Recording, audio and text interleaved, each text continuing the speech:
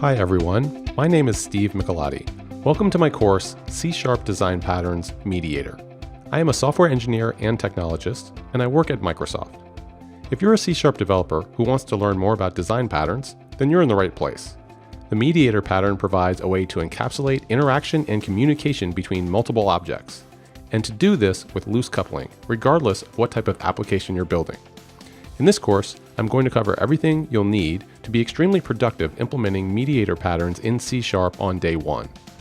Some of the major topics that we will cover include understanding what the Mediator pattern is and why we care about it, implementing your own Mediator patterns, multiple variations you might encounter with the Mediator pattern, and even more modern implementations of the pattern with the Mediator open source library. By the end of this course, you'll be familiar not only with all the basics of the Mediator pattern, but also several variations on the pattern. Before beginning this course, you should feel comfortable with C# and have some basic experience with introductory data structures.